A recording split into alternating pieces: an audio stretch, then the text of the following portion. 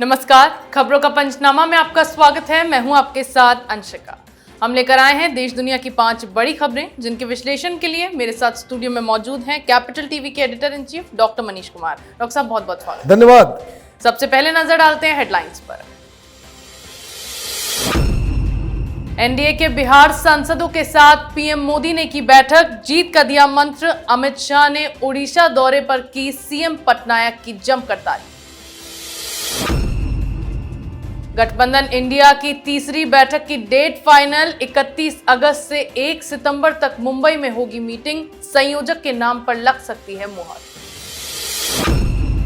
ज्ञानवापी में एएसआई सर्वे का दूसरा दिन, तहखाने का खुला दरवाजा, मंदिर होने के कई सबूत मिलने की संभावना। कपिल मिश्रा को बीजेपी का तोहफा, लोकसभा चुनाव से पहले दी बड़ी जिम्मेदारी, पार्टी ने बनाया दिल्ली का प्रदेश उपाध्यक्ष। तोशाखाना घोटाला मामले में इमरान खान गिरफ्तार, 3 साल की जेल के साथ लगा 1 लाख रुपए का जुर्माना, राजनीतिक करियर पर भी लग गया ग्रहण।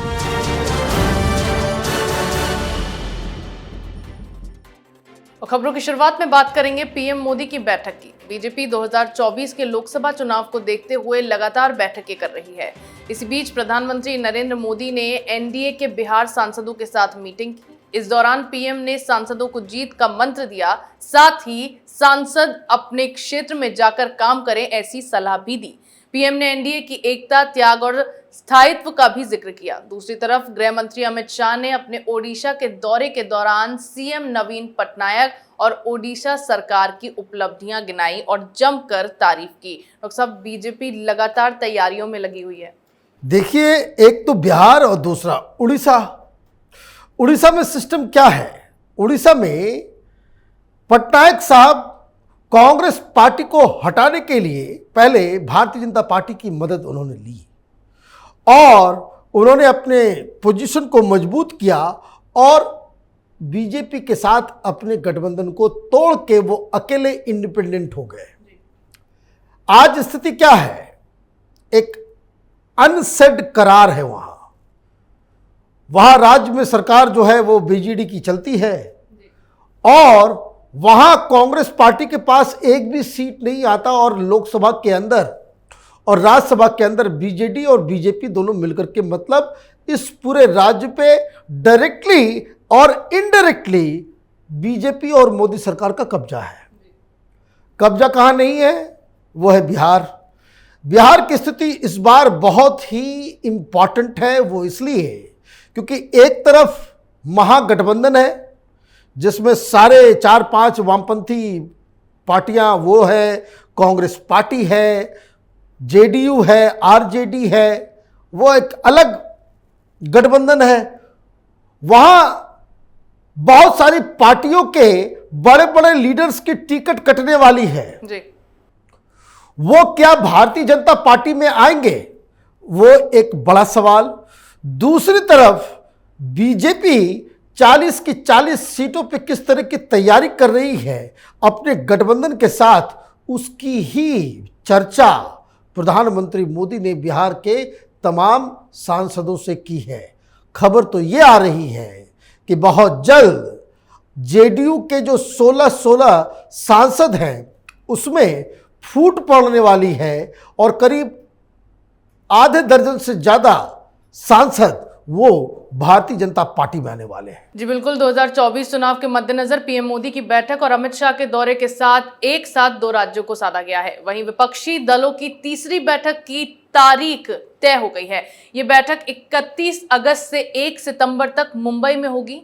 31 अगस्त को विपक्षी नेताओं के लिए नाइट डिनर रखा गया है। फिर 1 सितंबर को दिन में औपचारिक बैठक होगी और शाम के समय प्रेस कॉन्फ्रेंस की जाएगी। गठबंधन इंडिया की इस बैठक में संयोजक पर फैसला हो सकता है।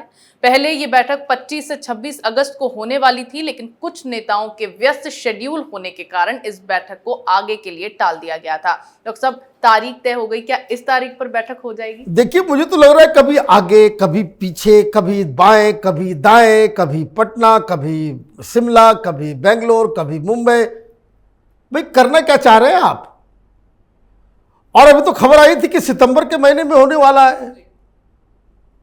पहले 26 तारीख आपने 25 और 26 तारीख रखा था, फिर वो सितंबर गया, फिर वापस जो है अब तारीख आई 31 और 1 तारीख।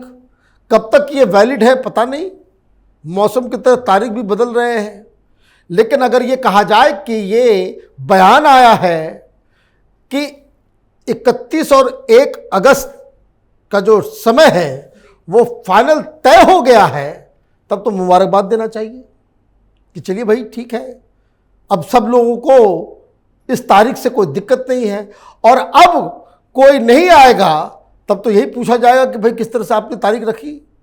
अब दूसरी चीज, ये तारीख कांग्रेस पार्टी ने रखी है, ये तारीख और ये हड़बड़ाहट कि इसको प्रीपोन्ड किया जाए, पहले ही बैठक बुलाई जाए, ये उस वक्त का फैसला है जब सुप्रीम कोर्ट से राहुल गांधी को राहत मिली है। मतलब कांग्रेस पार्टी एक दूसरे किस्म के मोड में आ गई है।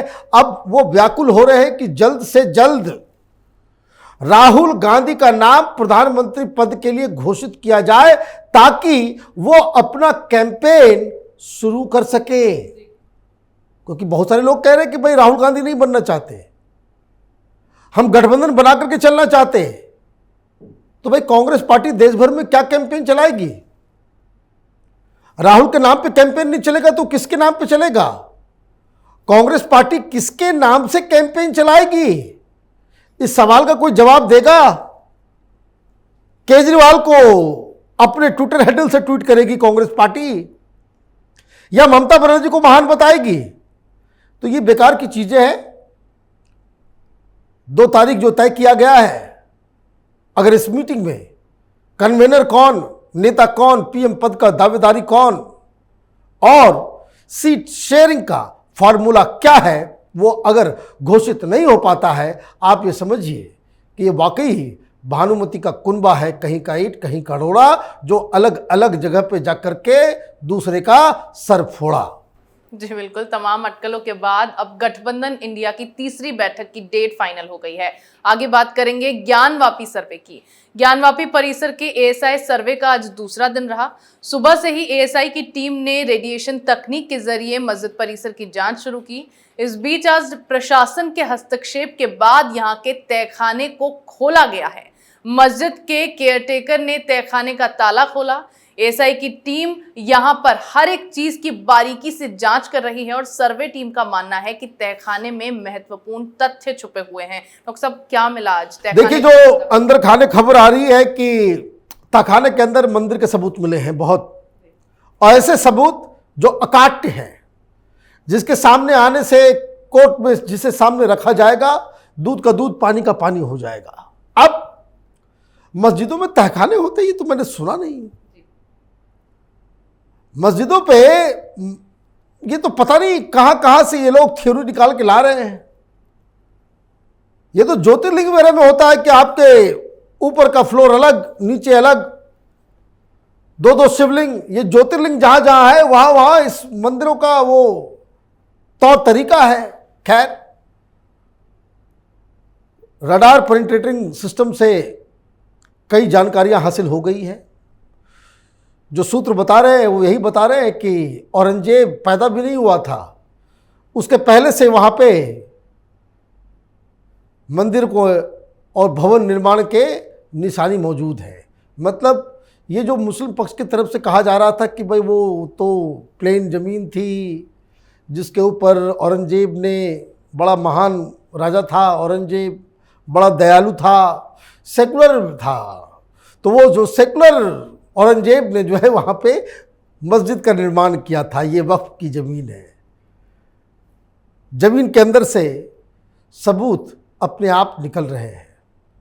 ये जब रिपोर्ट जब कोर्ट के अंदर सबमिट किया जाएगा और कोर्ट में सबमिट होने के बाद जब ये पब्लिक होगा, यकीन मानिए पूरी दुनिया वो हतप्रभ हो जाएगी, शॉक में चली जाएगी कि ऐसी ऐसी चीज़ें इस बार एएसआई को वहां मिल रही है। जी बिल्कुल, आखिरकार तहखाने का दरवाजा खुल गया, जहां मंदिर होने के कई सबूत मिलने की संभावना जताई जा रही है। अगली खबर में बात करेंगे बीजेपी नेता कपिल मिश्रा की। बीजेपी नेता कपिल मिश्रा को दिल्ली में बड़ी जिम्मेदारी सौंपते हुए दिल्ली भाजपा उपाध्यक्ष बनाया गया है। दिल्ली बीजेपी अध्यक्ष वीरेंद्र सचदेवा ने कपिल मिश्रा को दिल्ली भाजपा उपाध्यक्ष नियुक्त किया है। बताया गया है कि कपिल मिश्रा का नाम इस सप्ताह की शुरुआत में घोषित पार्टी के नए पदाधिकारियों की सूची में था, लेकिन किसी कारण से इसकी घोषणा नहीं की जा सकी। कपिल पहले आम आदमी पार्टी में थे, जिसे छोड़ने के बाद उन्होंने भारतीय जनता पार्टी का दामन थामा था। डॉक्टर साहब, कपिल मिश्रा को जो पद मिला है उससे दिल्ली की सियासत में कैसे बदलाव आएगा? देखिए, बहुत ही ऊर्जावान और बहुत ही डायरेक्ट और बहुत ही साहसी लीडर हैं कपिल मिश्रा। ये भारतीय जनता पार्टी से पहले वो आम आदमी पार्टी में थे, बहुत प्रखर लीडर थे और बहुत अच्छे प्रवक्ता थे आम आदमी पार्टी के। तो उस दौरान उन्होंने बहुत सारी बातें ऐसी ऐसी कह दी प्रधानमंत्री को लेकर के, अमित शाह को लेकर के, जो इनके खाते और इनके बीजेपी में होने के लिए वो जो कह सकते हैं कि वो लक्ष्मण रेखा क्रॉस करने वाली बात। खैर, अब फैसला हो गया। ये फैसला केजरीवाल के लिए मुसीबत वाली है। बीजेपी की जो सबसे बड़ी वीकनेस दिल्ली के अंदर है, केजरीवाल को बीट करने के लिए, केजरीवाल का जवाब देने के लिए और केजरीवाल की धूर्तता को पकड़ने के लिए जो ऑफिस बेरर्स हैं उसके पास उस तरह के लोग नहीं हैं जी। कपिल मिश्रा वैसे ही व्यक्ति हैं जो केजरीवाल को बड़ी परेशानी में डाल सकते हैं। एक शहजाद पूनावाला भी आजकल वो मीडिया देख रहे हैं, इज ऑल्सो वेरी गुड, बहुत ही कैपेबल शख्स है। तो इस तरह की टीम भारतीय जनता पार्टी को चाहिए, क्योंकि ये आम आदमी पार्टी वाले जो है झूठ इतनी साफ गोई से बोलते हैं, कैमरे के ऊपर ऐसा चेहरा पोकर फेस बना करके झूठ बोलते हैं कि सच बोलने वाले का भी कॉन्फिडेंस जो है वो डगमगा जाता है। तो इस तरह की टीम से भिड़ने के लिए आपके पास योद्धा होने चाहिए। बहुत ही अच्छा फैसला भारतीय जनता पार्टी के लिए है कि कपिल मिश्रा इसके एक ऑफिस बेरर बने। जी बिल्कुल, कपिल मिश्रा को दिल्ली भाजपा उपाध्यक्ष बनाए जाने के बाद जाहिर तौर पर राजधानी की सियासत में बड़ा बदलाव देखने को मिल सकता है। आज की आखिरी खबर में बात करेंगे इमरान खान की। पाकिस्तान के पूर्व प्रधानमंत्री इमरान खान को आज उनके घर से गिरफ्तार कर लिया गया।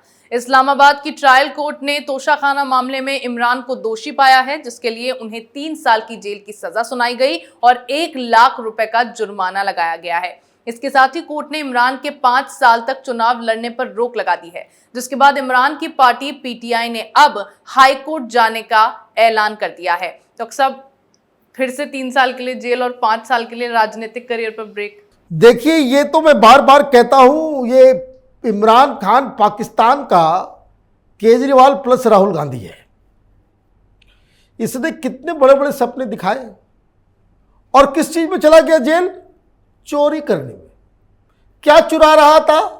तो जो तोहफे मिल रहे थे, जो प्रधानमंत्री के रूप में जहां जहां ये गया तो लोगों ने तोहफा दिया। तो तोहफा देने से क्या होता है? वो तुम्हारा थोड़ी हो गया, वो तो प्रधानमंत्री के पद को मिल रहा है। तो आप क्या करेंगे? तो आप उसके तोशाखाने में डालेंगे। तो तोशाखाना में इन्होंने डाला नहीं, इन्होंने अपनी पत्नी को, तो कुछ गर्लफ्रेंड्स वगैरह को इन्होंने भेज दिया, वो बेच लिया, खा गए, उसका कोई हिसाब किताब नहीं। देश बदलेंगे और चोरी चकारी करेंगे, अय्याशी करेंगे। जैसे देखिए, कुछ अभी INDIA वाले राहुल गांधी देश को बदलना चाहते हैं, डेमोक्रेसी स्थापित करना चाहते हैं। क्यों भाई? इन नेशनल हेराल्ड का घोटाला करके, ये 2G 3G जीजाजी घोटाला करके, ये केजरीवाल भी देश को बदलना चाहता है। कैसे? अय्याशी करके, लोगों के पैसे का इस्तेमाल अपनी अय्याशी के लिए। यही काम तो इमरान खान ने किया। तो पिछली बार जब गिरफ्तारी हुई थी तो पब्लिक आ गई बाहर आ गई, हंगामा शुरू हो गया। तो भाई देखिए, मॉडर्न स्टेट से कोई नहीं लड़ सकता। पाकिस्तान में स्टेट कौन है? तो वहाँ की आर्मी है। तो आर्मी वाले ने कहा, अच्छा ठीक है बच्चा, अभी तुमने आर्मी हेडक्वार्टर्स में लोगों को घुसा दिया, तुमको बाद में हिसाब किताब लगाएंगे। तो हुआ क्या? एक एक करके सारे लोगों के ऊपर कार्रवाई शुरू हुई और उसके कई सारे नेता जो है अपनी जान बचा करके जेल में मरने से बेहतर समझे कि कॉम्प्रोमाइज कर लेते हैं, तो बहुत सारे लोगों ने छोड़ दिया, बहुत सारे ये हो गए। अब ये चोरी के इल्जाम में, बताइए, प्रधानमंत्री के रूप में आप जाते हैं कहीं, वहाँ का शाहजादा आपको घड़ी देता है, आप घड़ी आप खुद पहनते हो, उसके बाद बेच करके खा जाते हो, और उसको आप बताते भी नहीं कि भाई ये जो है हमने पैसे कहाँ से लाए। झूठे झूठे एफिडेविट आपने इलेक्शन कमीशन में दे दिया तो 5 साल का बैन, 1 लाख की सजा और 3 साल कैद बामुशक्कत। तो ये तो गए काम से। अब ये लोअर कोर्ट का फैसला है, वो हाई कोर्ट जाएंगे, सुप्रीम कोर्ट जाएंगे, लेकिन फैसला तो वहाँ एक ही आदमी करता है जो आर्मी चीफ होता है। वही कोर्ट है, वही इलेक्शन कमीशन है, वही सरकार है, सब कुछ वही है। और ये चाहते हैं कि इमरान खान बाहर ना आए और इलेक्शन करा दिया जाए। तो पीटीआई में की पार्टी अगर अगर ये इमरान खान प्रधानमंत्री नहीं बन सकता, चुनाव नहीं लड़ सकता, तो फिर पीटीआई में बचेगा क्या? कोई नहीं। तो ये इलेक्शन इनके जेल में डालकर इलेक्शन कराया जाए, यही मेन पर्पस है वहाँ की आर्मी का। हिंदुस्तान में भी अगर 4-5 इस तरह के इमरान खान जो नज़र आ रहे हैं, देश को बच के रहना चाहिए ऐसे लोगों से जो फेक प्रॉमिसेस करते हैं और सत्ता आने के बाद सिर्फ अय्याशी करते हैं। जी बिल्कुल, कुछ वक्त पहले ही जेल से बाहर आए इमरान खान को अब फिर लंबे समय के लिए जेल भेज दिया गया है। देश दुनिया की तमाम बड़ी खबरों पर हमारे साथ आपके विश्लेषण के लिए बहुत बहुत धन्यवाद। धन्यवाद। खबरों का पंचनामा में मेरे साथ आज इतना ही। अगर आपको हमारा ये वीडियो पसंद आया हो तो इसे लाइक करें, शेयर करें, कमेंट करें, साथ ही हमारे चैनल को सब्सक्राइब करना ना भूलें।